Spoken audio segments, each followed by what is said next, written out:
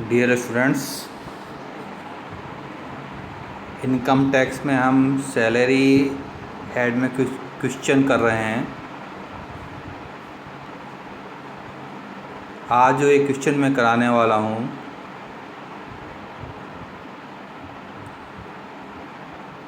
उस क्वेश्चन के अंतर्गत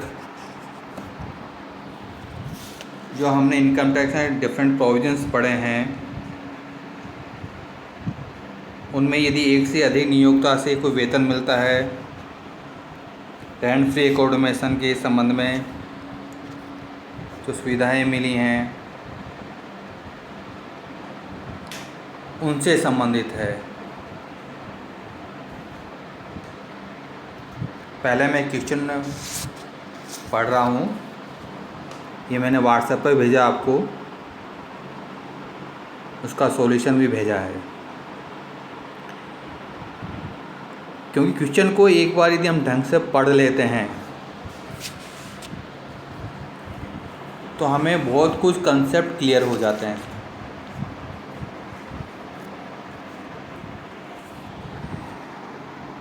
क्वेश्चन इस प्रकार है, मिस्टर बर्नार्ड एक भारतीय company Bipasha limited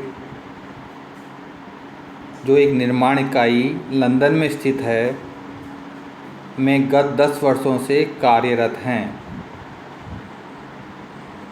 mister Bernard company के उत्पादन के निर्यात प्रोत्साहन के लिए प्रतिवर्ष 2 बार भारत में आते हैं और प्रत्येक बार लगभग 3 महीने के लिए ठहरते हैं।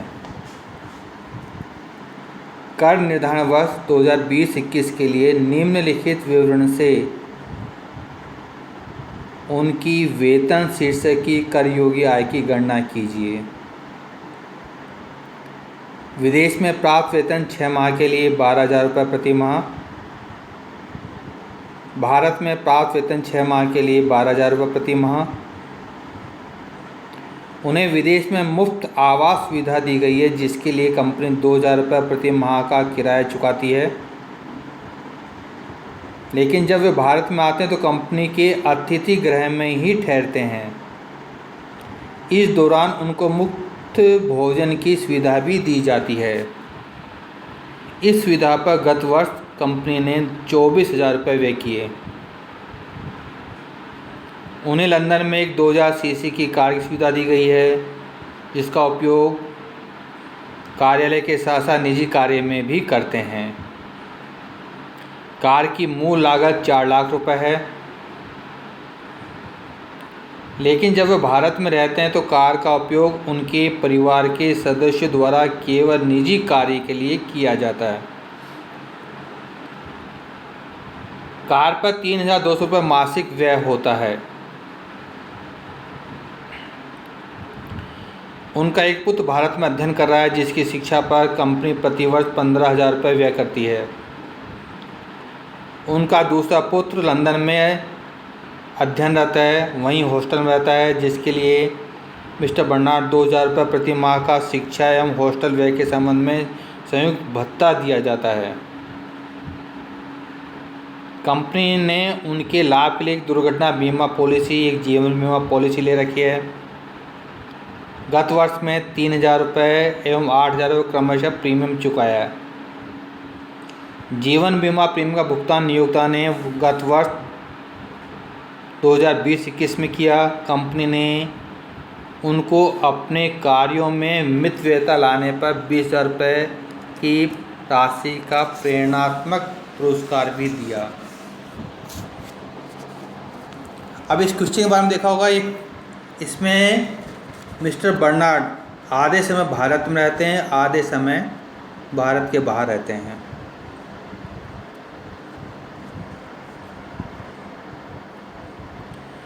तो इनका रेजिडेंसी स्टेटस तय करने के लिए हमें रेजिडेंसी स्टेटस के नियम पता होने चाहिए कि वह निवासी करदाता हैं, अनिवासी करदाता हैं या असाधारण निवासी करदाता हैं।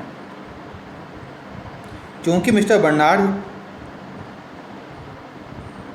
वर्ष में 2 बार 3-3 महीने के लिए भारत में आते हैं। इसका मतलब वो गत वर्ष में 60 दिन से ज़्यादा भारत में रहे हैं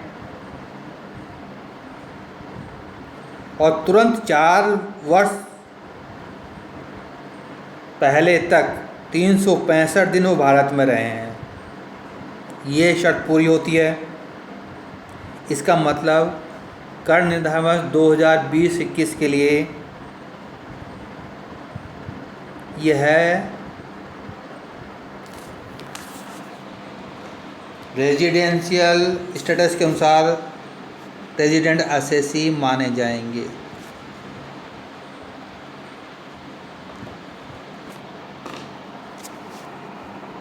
हमें कर निर्धारण वर्ष 20-21 के लिए कर की गणना करनी है।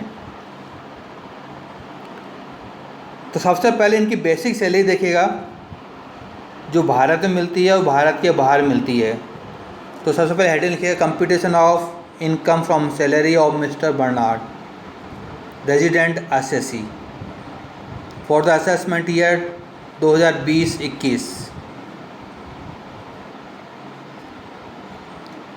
Basic salary received in India 12 × 6 72,000 रुपये। रिसीव्ड आउटसाइड इंडिया 12,000 × 6 72,000 रुपये। कुल बेसिक सैलरी 1,44,000 रुपये।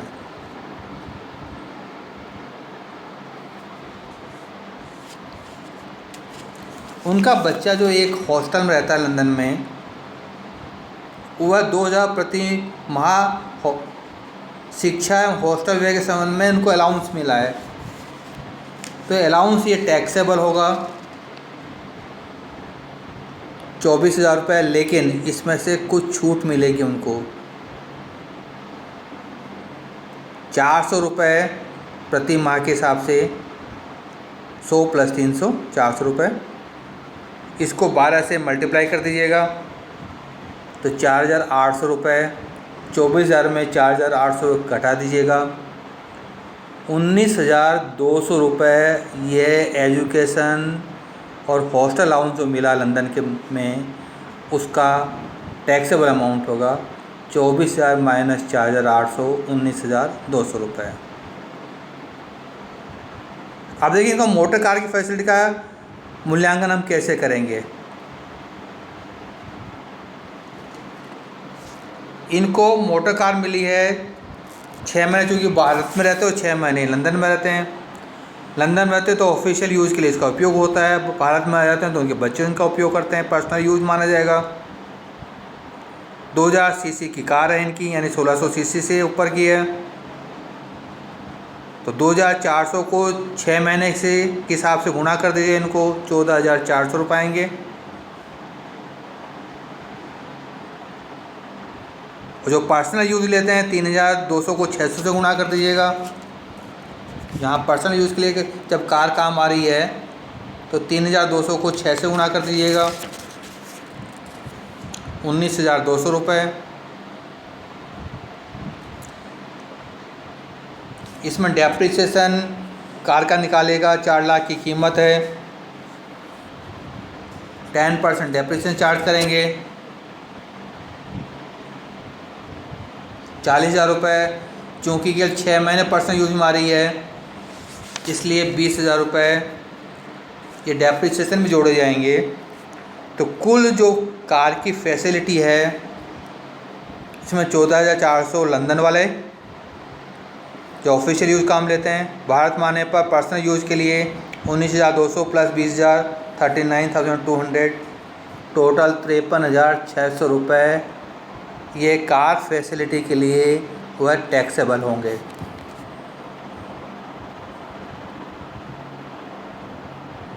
ये समझ में आ गया आपको कि कार फैसिलिटी 16 सीसी से ऊपर है,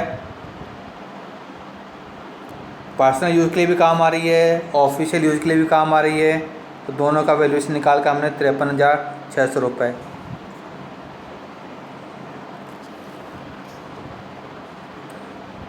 अब रेंट फ्री एकोमोडेशन देखिएगा लंदन में उनको हम मकान मिला है। सैलरी हमने निकाली 1,44,000 रुपये।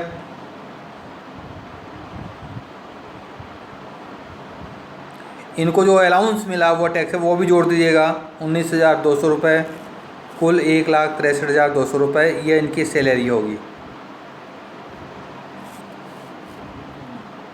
निम्न में से जो वैल्यू कम होगी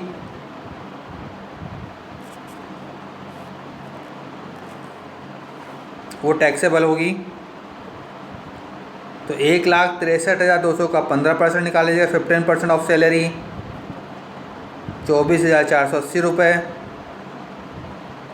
एक्चुअल रेंट 2,000 रुपये प्रति माह, 24,000 रुपये, दोनों में से कम है 24,000 रुपये। तो मोटर कार की फैसिलिटी 24,000 रुपये ये टैक्सेबल मानी जाएगी।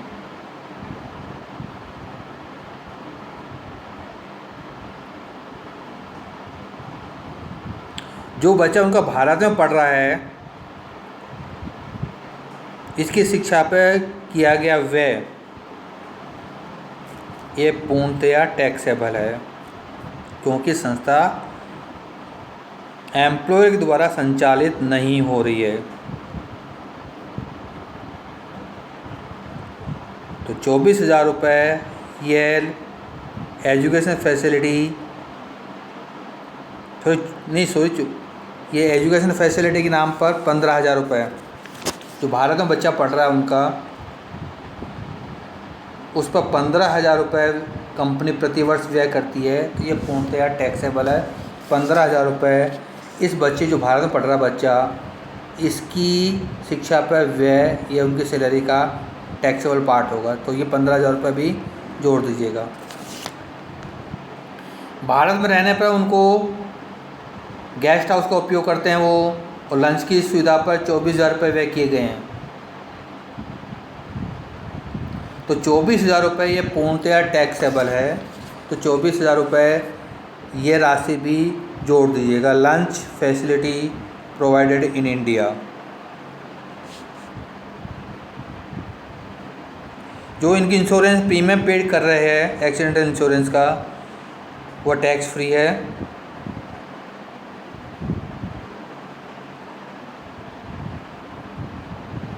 लाइफ इंश्योरेंस जो पेड की है एम्प्लॉयर ने वह भी टैक्सेबल है। जो इंसेंटिव उनको मिला है अच्छी परफॉर्मेंस के लिए वह भी टैक्सेबल है। तो इसको भी जोड़ दीजिएगा।